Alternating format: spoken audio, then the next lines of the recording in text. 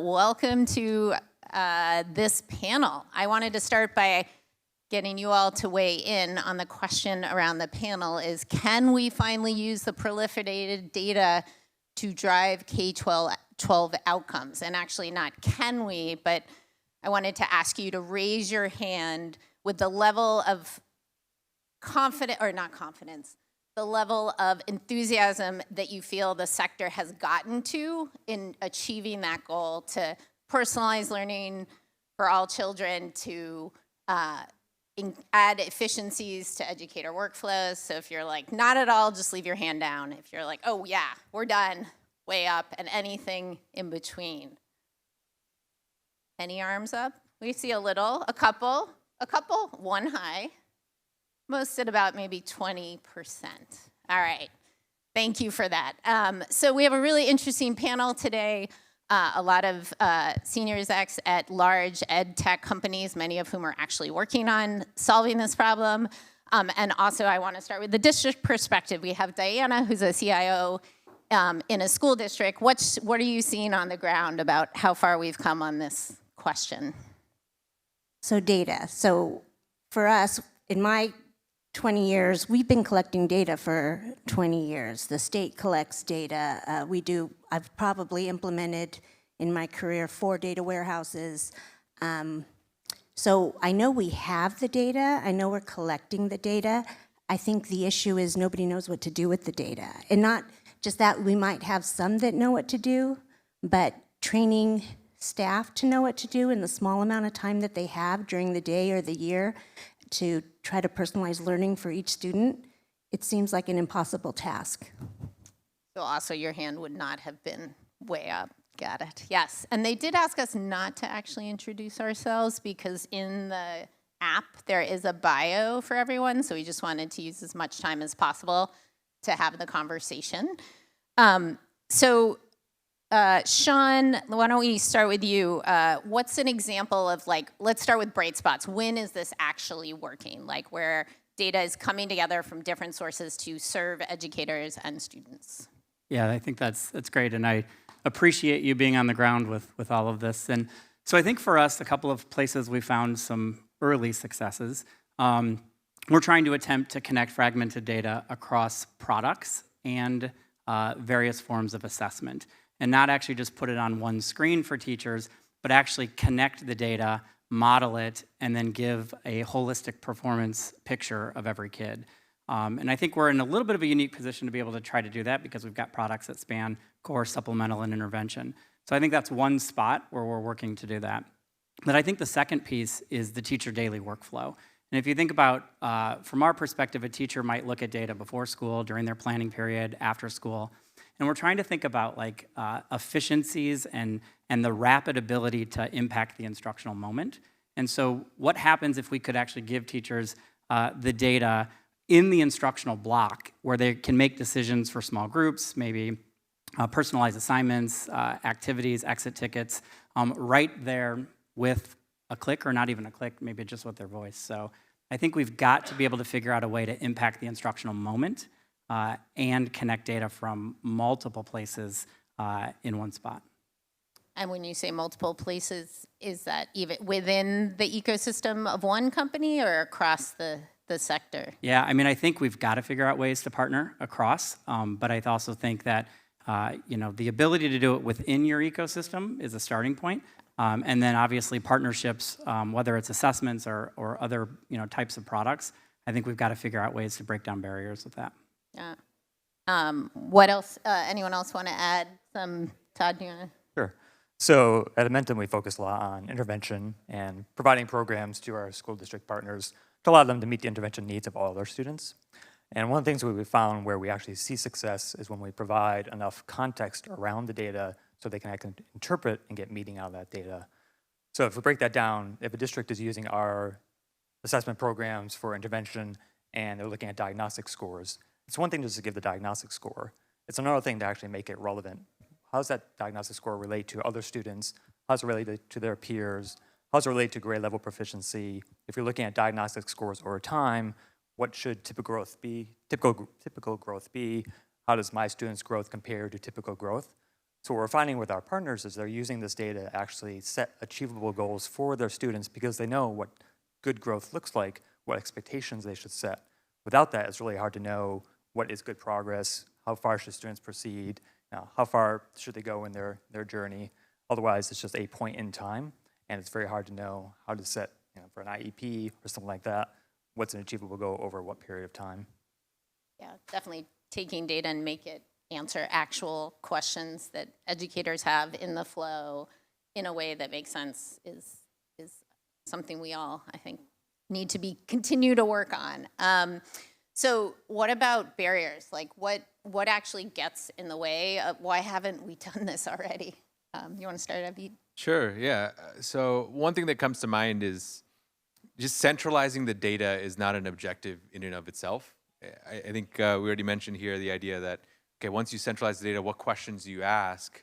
It's like an interesting way to think about this, right? Like, I feel like first we need to start off with the clear questions, and then secondly, acknowledge that not all data is the same in terms of the value of being able to answer those questions.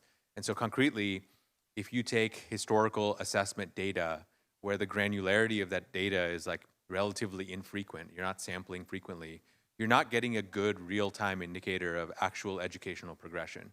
And so if that's your North Star metric and you're trying to understand how learning experiences are actually driving those outcomes, but you're only measuring once every 6 months or whatever, that ultimately makes it challenging for you to have real insight into how to actually shape educational experiences positively or negatively.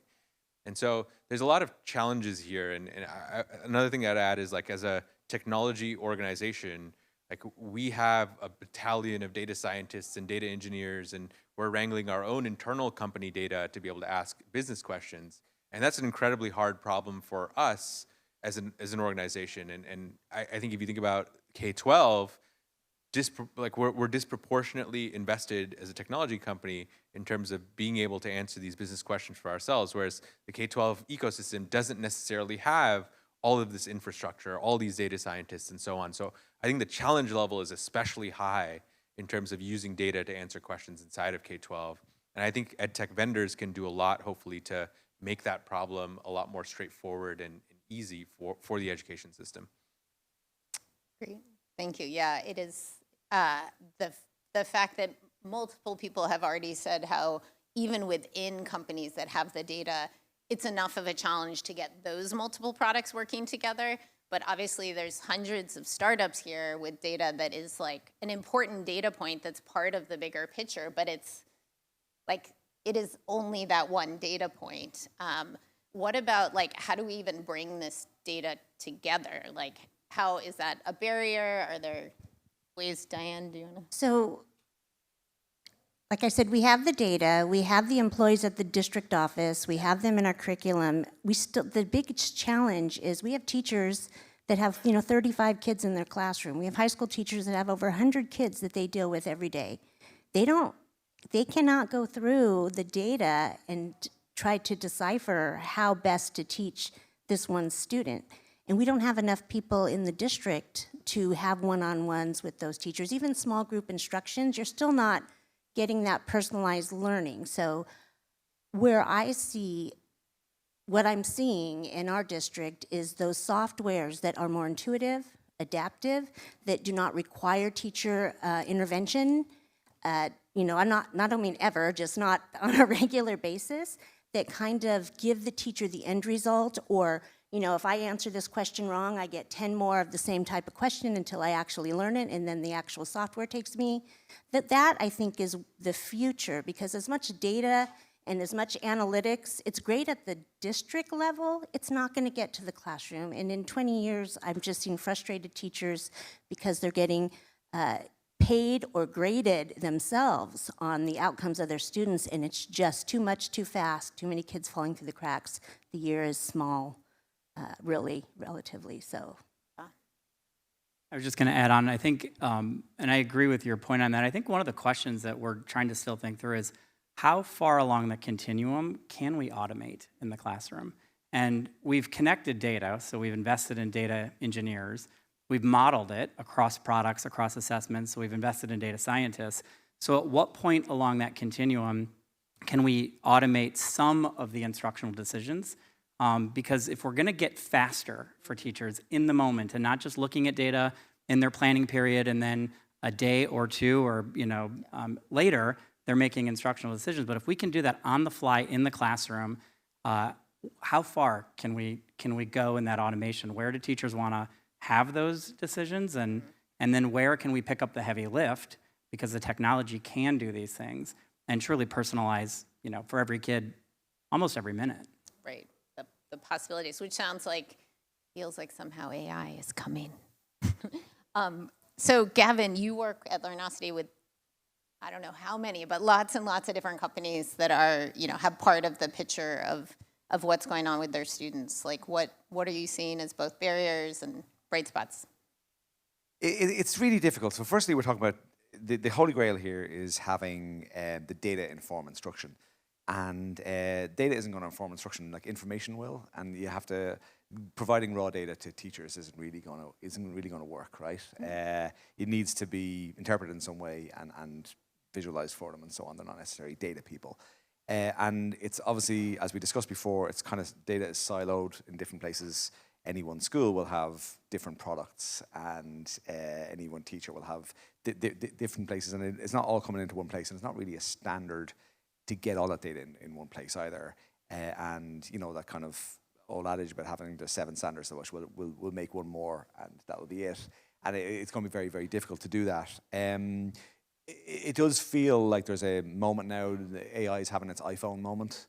As you know, you can't do a session. The law now is they can't do a session at ASU without mentioning GPT. So there's something there. There is this iPhone moment that's happening right now with AI. And it's funny how you see a lot of companies who invested really heavily in AI over the years, machine learning or whatever they did, and they've just been completely leapfrogged by the APIs that have come out now. I'm an API guy. We've been doing the APIs in assessment for a long time, and I'm a big fan of the kind of commoditizing that difficult piece of functionality and putting it into an API. That's what we're doing. And that's what's happened with AI now. So it does feel like there's something's going to emerge from that you can have the AI do some of the interpretation of the data for you. And all the companies who have invested in this, ironically, the people who were most on this and most ahead of the curve have invested in models, and now they're kind of defunct. They've kind of been leapfrogged. So there's a lot of companies out there doing essay scoring, and it just kind of comes out of the box now with these APIs, or like audio analysis and so on.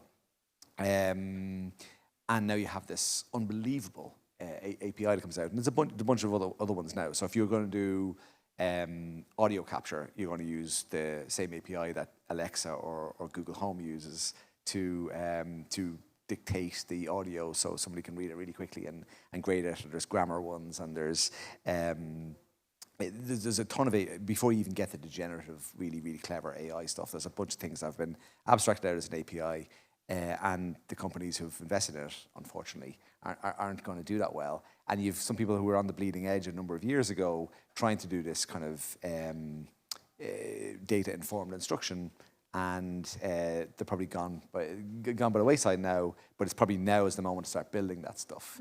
I can think of one in particular, and who wanted to build a robot shooter in the sky, and it's now kind of possible to do that using those APIs rather than kind of painstakingly and expensively building your own models. You've got these large language models now that can do that, can interpret a massive amount of information, and this isn't just it's not a hard problem. It's a very hard problem, but I do feel we're at that kind of iPhone moment where you can abstract some of the stuff out, and then you can have run through AI. What's AI good at? If you think about some of the examples, if you go on some explainer videos and stuff on YouTube, and you're talking about it, and some of the examples I use is if you show AI photos and you're trying to get it to identify what's a hot dog and what's not. Right? That's a Silicon Valley reference right there. But it's good at doing that much better than a human because it can look at a million photographs at the same time and decide hot dog or not hot dog, right? Right. At the same time, it's the obvious use case here is to look at millions of data points across all of the data warehouse and all the data you have to provide insights, provide that information rather than data. But the problem is you can do it basically vendor by vendor and basically subject by subject or book by book in the old world. Getting it all into one place, into one dashboard, is the holy grail, and nobody's doing it. It's not quite there yet. Right. And what is it?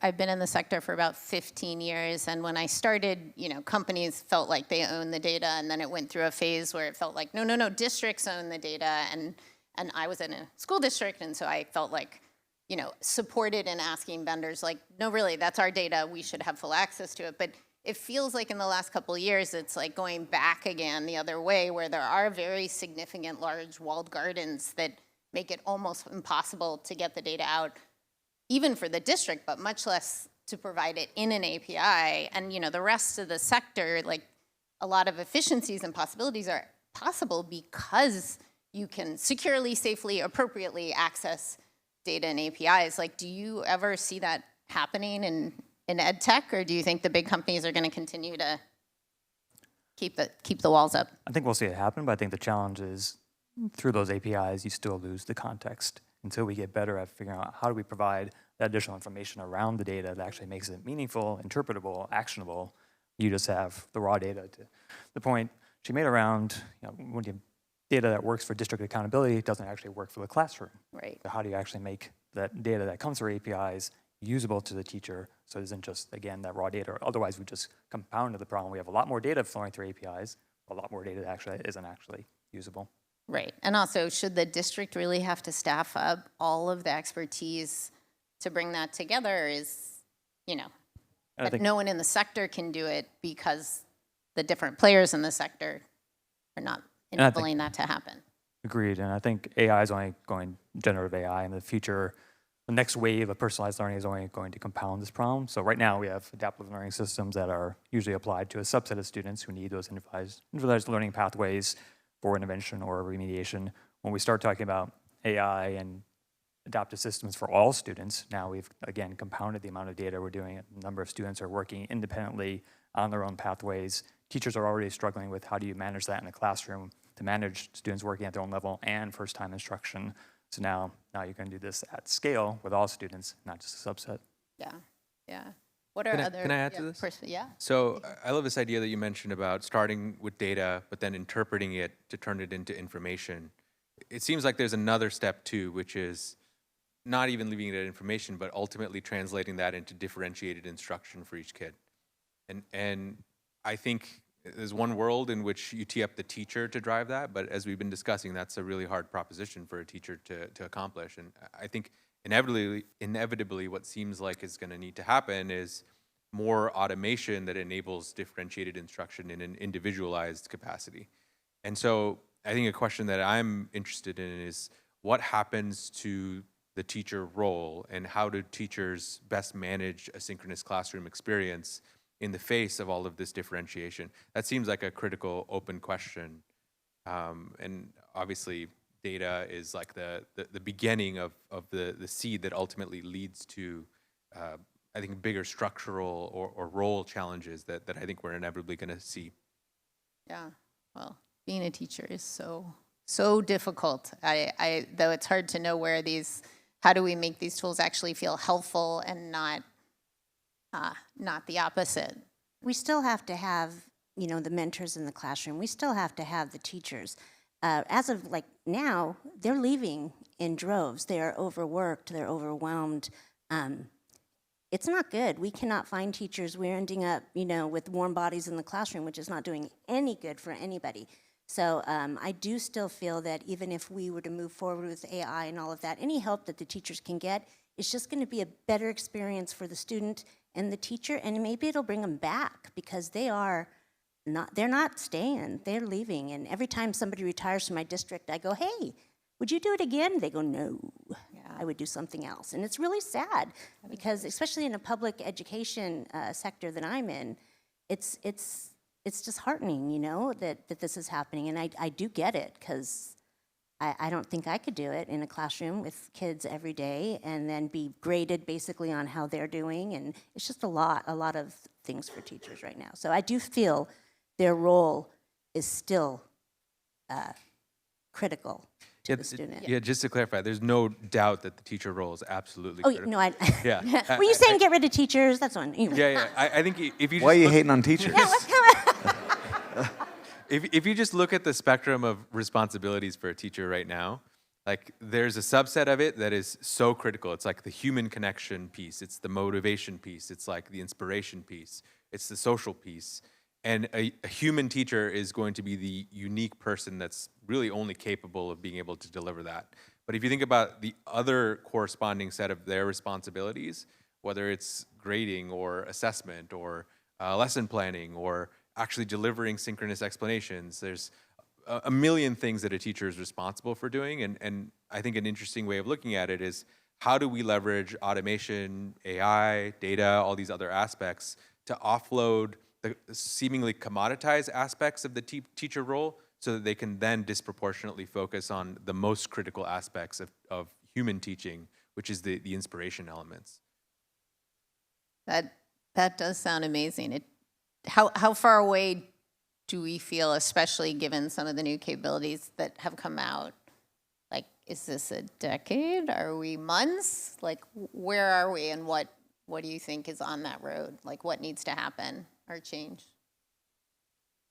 I would jump in and I would just say, I think in lieu of that conversation and getting to your point, an old way of kind of thinking about this, kind of pre-rapid technological advances was, and for those of you that are the teachers out in the audience, you know, it's the instructional chords, the teacher, the student, and the presence of content.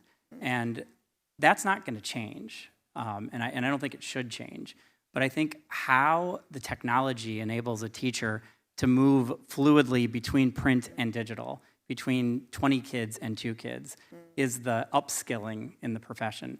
I think it's going to be slow, but I also think it's going to be one of those things where it's like you don't really know what's happening until it happens. And so is it 5 years, 10 years through that process? But I think that nuance of what a teacher does with a kid or groups of kids or a larger class and the right connected instructional materials, that context that you talk about, technology will definitely play a role in that. And I think there will be some that have the skills to navigate through that and others that, you know, may not. Anyone want to add on to that? It seems like a year is pretty short, and a decade is a pretty long time, right? So there is, you know, you hear a lot of entrepreneurs talking about this being a platform change, this being, you know, the iPhone moment. And I think we're going to see a lot of changes over the next decade or so, but I think it is that. But it's kind of depressing as well. If you had asked me a decade ago if we're going to have this, you'd think you'd have it by now, and it's not here. Right. And but it is the scalability of the nothing has changed really in classrooms. I always talk about when I was a kid, there was chalk and talk, and when Jesus was a kid, it was the same thing, right? And is this the moment where it's going to change and it's going to be a bunch of that? We'd hope so, but it's definitely a decade, I think. Somebody's going to play this back now in 3 years' time and laugh at me, but it does seem a long way away, and it's the scalability of that one teacher and providing them the insights that, like specifically around the individualized paths, learning paths, and so on. It'll be a chatbot actually that reminds you of this in 3 years, Possibly. not a person. So. One of the things that the pandemic put a lot of focus on is efficacy and evidence that solutions actually work. And we're in such early stages now with generative AI and the applications of it that is, you know, we're years away from actually being able to do the studies on the implementations that actually work and show that evidence. So what I hope is that we don't see a retraction of what districts started to embrace coming out of the pandemic around looking for solutions that actually show that evidence, jump too quickly to these tools, get frustrated, and then there's a backlash again against ed tech. Yeah. If we can approach this in an iterative piloting evaluation type model, that experimentation is going to lead to the evidence that will eventually lead to confidence that these solutions work. But I agree with the panel, it's going to be 5-10 years to get there if we do this the right way. I will add on to that, and I agree with that.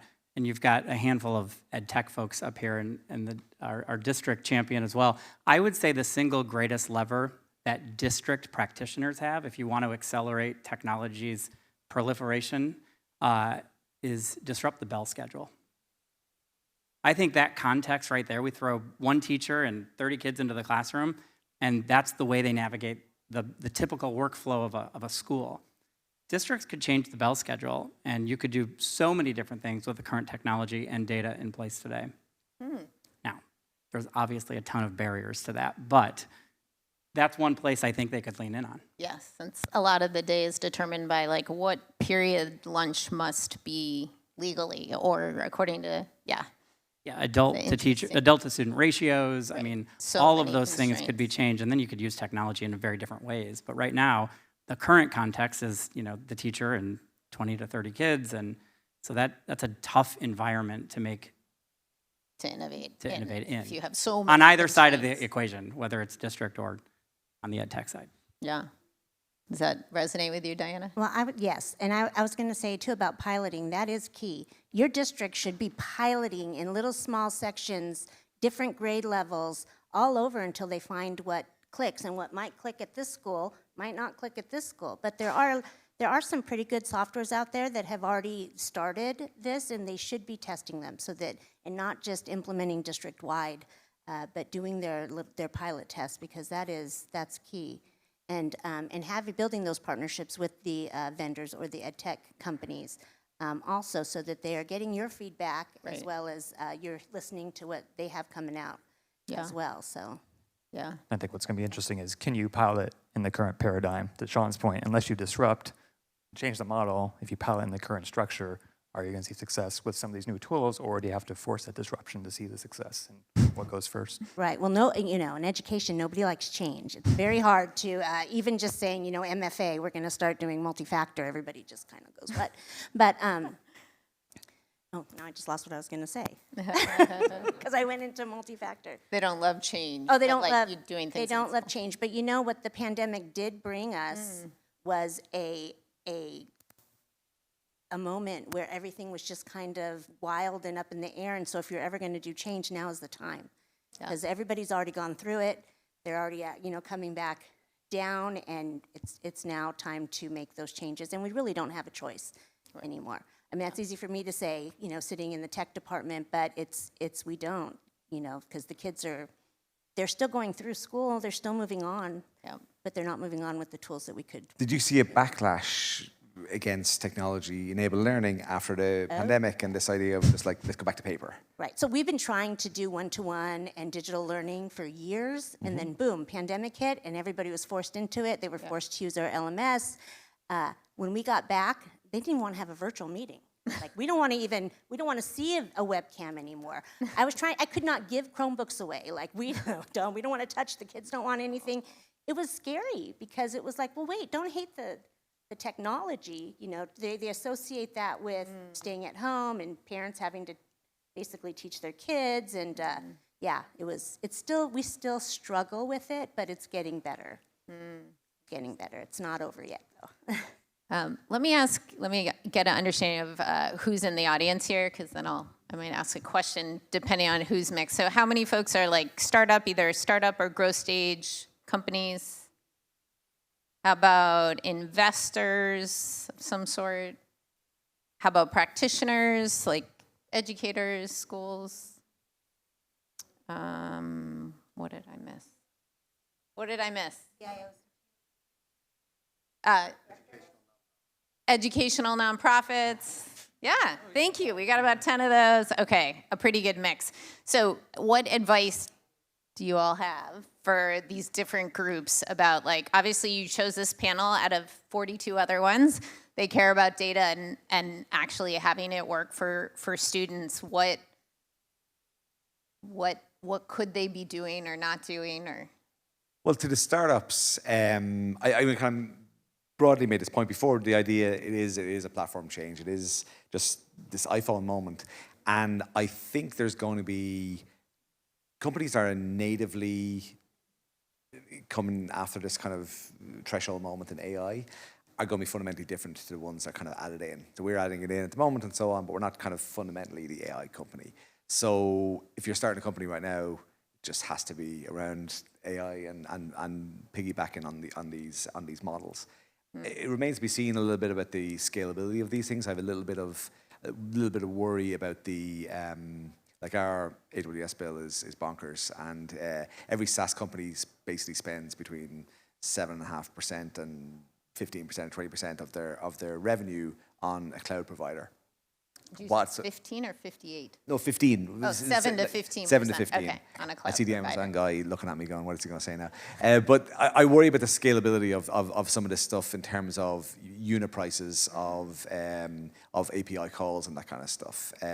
If we last year we did 17 billion questions. If I had the AI score every one of them, that's 17 billion calls to an external vendor. That's going to be expensive. No matter how many fractions of a cent that's going to be, that's a lot of money. So the scalability of this kind of worries me a little bit, and that's one of the things we need to get right in this model. We're not going to be able to spend hundreds of dollars per student on a software platform, and you got to make sure the unit economics work and that stuff. So that's kind of one of the pieces that I'd be looking at as a startup in this dawn of a new era. So make sure, think about AI and also be thoughtful. It is not free. Exactly. And I would also add, significant privacy issues right now as well if you're using the public ones. All right, any other advice for education nonprofits or other folks working in this space? I would just add, I don't know if that's advice, but I think data and assessment is an incredibly noisy field. And so taking the time to just kind of unpack the nuances of what people mean. And I've made a couple of comments where, we're connecting fragmented data. And when you think about, taking assessment data out of one product, combining it with a different product, combining that with a formative assessment, and then modeling that together, that's different than just putting all of the different types of data on one screen, but still disparate. And so I think just ways to think about that and kind of get under the hood with that, I think is important. Yeah. I remember in our pre-call someone mentioned, are we even gathering the actual data that matters? Or even if you apply AI to it, you're actually in the data set, nowhere is the signal, or even in the combination of the data set. For sure. And I think it's just going to continue to get faster. And I think a space that probably will be disrupted is the assessment space of do we need a summative assessments down the road? Do we need even interim assessments? I mean, we have hourly and minute by minute, if we're collecting the right information of what kids are doing in the classroom and out of the classroom. I just think it's a space that's ripe for disruption. But how do we know what's working if there's no way to know what's Well, you have to have a compared unidimensional to? scale where you can show growth and show mastery. I think both matter, but that's my opinion. Were you going to talk? Yeah, I was going to, think about the startup world being exceptionally clear on what problem you're trying to solve and what data is going to actually provide users with the information that you're trying to provide them that addresses that problem. It's super easy when you're building a product or building a new experience to push more data, to push more comprehensive information out there, because you get excited about all the things you can report on. But more data doesn't necessarily equal better data. What's better is the simpler you can make it, the more understandable you can make it, the more you can synthesize what's really important to the end user. And again, tying that back to the problem you're trying to solve rather than just pushing more and more out there. Yeah, that resonates. And then other than the product, to think about what I always run into is student data privacy, interoperability. We are governed here by FERPA, so it's very important. I'm always the one to go, well, where's the data being housed? Is it in Europe? Because we can't do that. It has to be in the US. Who owns the data? We need to sign a data security agreement. Lot of things you need to think about. Does it work with Active Directory? So there's one source that you're getting the student accounts from instead of, we do not allow teachers to create accounts. We do not like export imports. We want it to just flow freely. Maybe work through Clever or something like that, where that's always on my end as director of IT, that I have to make sure that our student data is protected and that, bad data in, bad data out. So you don't want a bunch of different people entering the same data 1,000 times, else it's just going to get messed up. So anyway, that's something to think about when. Yeah, I think what I would add to this conversation is get super clear around the questions that need to be answered in the first place, and use that clarity to help inform what data you should collect and what data you should centralize. And don't fall into the pitfall of centralization for centralization's sake. I think further in the spirit of that is, let's say hypothetically you want to understand how educational progression is actually happening. I think you have the ability to influence the actual workflows that generate data in the first place that might help you answer your question more effectively, as opposed to just starting with, okay, here's the data that I have, let me centralize it, and then let me figure out what questions to ask. Say, I want to measure educational progression, and then this is specifically how I want to change the upstream workflows to be able to answer that question more effectively. That sort of end-to-end view, starting with the end in mind, and then ultimately changing your workflow approach to help drive that end, seems to be critical and maybe a pitfall that many vendors or schools or the whole ecosystem, frankly, has fallen into in terms of being able to truly drive learning outcomes. Yeah, thanks. I do kind of jumping onto what Diana said about like if you put yourself in the teacher or leader position and all of the tools they have that any one of us trying to make a difference by adding something, like also be thinking about what can you take away? Like what can they stop doing? How not just be another thing. What about students? It feels like we have talked a lot about data for educators. Does anyone in our last couple of minutes have a comment about what about students being empowered with their own data or bringing it together for themselves? It does seem to be the holy grail for students, right? So self-directed learning. I remember some of the more successful stuff that I did, like when I was a student, what was self-directed, kind of trying to tackle a particular math problem and getting all the books and doing all the stuff myself and working out what the answers were and going from there. It does seem to be what they need, right? This differentiated learning and sitting in a, for example, I was in a school that had graded classes, so I was in with kids was certain, there was an entrance exam and you got graded, and I was in with the smart kids, whatever, and obviously I was clearly, but if you're in the problem with that is if you're in the worst class, you're going to end up in the middle, and there's a couple of examples around that. I had I know of a case of somebody being put into the high class by their parent who was a school principal. And this girl came in the middle, in the high school exam at the end, came in the middle of that class. And if she had been put into the lower class, would have just come in the middle of that. People like go to the mean there. She kind of worked really hard and ended up doing really well because she was in with a bunch of bright kids. But that's because there was, in an old-fashioned sense, differentiated instruction there. There was kind of brighter kids. The teacher was teaching them better stuff, and so on. Can we do that individualized? Can we do that en masse? And that's the big question. And that will benefit the students extremely well if they can kind of excel and move up. And also believe all the kids could be in that class. Is that what exactly? You're saying? Right? Yes. Yeah. Exactly, and they can excel, and the people who mightn't be in the best class can excel and go further. Yeah. Any parting comments either around students or other? I would just add, we're building data visualization models for kids that track all the way down to the skill level across the course or the grade level, so that they can have more agency and ownership in the process. And I think it's when you give and empower kids with that information, what they can do with it, I think it's pretty powerful. Yeah. I think another thing we saw coming out of the pandemic is engagement was a huge theme, and lack of engagement, and what can we do to actually help, one, measure engagement, which is probably another hour we could spend on, but also how do we encourage engagement? Part of that encouraging engagement is very much helping students understand where they are in their journey and their progress, what comes next, what have they achieved, that I think we can do a better job of. Great. Well, thank you all. Appreciate it. And we will all be outside if anyone wants to talk to us afterwards. Take care.